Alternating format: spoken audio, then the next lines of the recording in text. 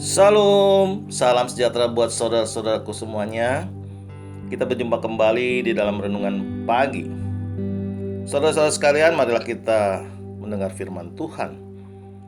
Sebelum mendengar firman Tuhan, marilah kita bersama-sama berdoa. Bapa di surga, Bapa yang kami kenal, di dalam nama Tuhan Yesus Kristus, kami mengucapkan terima kasih atas berkat dan kasih sayang Tuhan pagi hari ini. Tuhan yang baik, kami mau mendengar firman-Mu yang kudus. Bukakan hati pikiran kami agar kami mengerti isi firman Tuhan. Terimalah doa dan sembah kami ini di dalam nama Tuhan Yesus Kristus. Amin.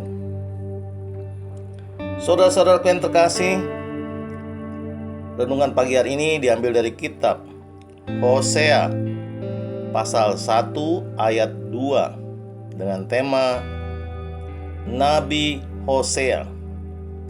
Hosea pasal 1 ayat 2, sebab beginilah firman Tuhan.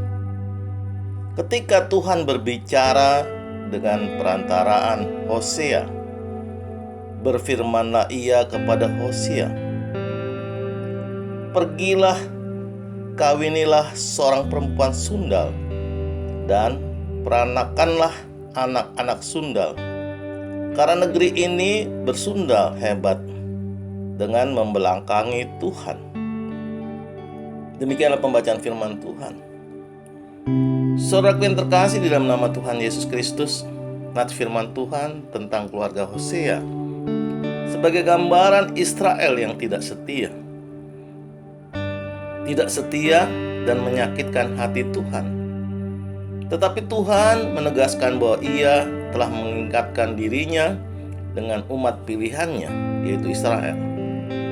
Memang penghukuman mereka alami bangsa Israel itu ditawan dan dibuang ke Asyur dan Babilonia, dan mereka mengalami proses pembelajaran. Kembali kepada Nabi Hosea, perintah aneh yang disampaikan Tuhan kepada Hosea bahwa ia harus menikahi perempuan sundal atau pelacur yang bernama Gomer. Hal ini memang sulit dipahami dan sangat perintah yang kontroversial. Tetapi Hosea adalah orang yang setia dan taat. Dan Tuhan tidak pernah mengecewakan umatnya yang taat kepadanya. Marilah kita dengar cerita keluarga Hosea sebagai gambaran Israel yang tidak setia di ayat 2 sampai dengan ayat 9, dan janji keselamatan untuk Israel di ayat 10 sampai dengan ayat 12 di kitab Hosea pasal 1 ini. Keluarga Hosea sebagai gambaran Israel yang tidak setia. Ketika Tuhan mulai berbicara dengan perantaran Hosea, berfirmanlah ia kepada Hosea, "Pergilah, kawinilah seorang perempuan sundal, dan peranakanlah anak-anak sundal. Karena negeri ini bersundal hebat dengan membelakangi Tuhan."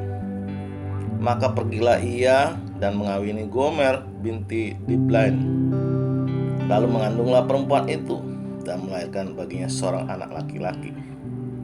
Kemudian berfirmanlah Tuhan kepada Hosea, "Berilah nama Israel kepada anak itu, sebab sedikit waktu lagi maka aku akan menghukum keluarga Yehu karena hutang darah Israel, dan aku akan mengakhiri pemerintahan kaum Israel. Maka pada waktu itu aku akan mematahkan busur panah Israel di lembah Israel." Lalu perempuan itu mengandung lagi dan melahirkan seorang anak perempuan. Berfirmanlah Tuhan kepada Hosea, "Berilah nama Lo-ruhamah kepada anak itu, sebab aku tidak akan menyayangi lagi kaum Israel, dan sama sekali tidak akan mengampuni mereka.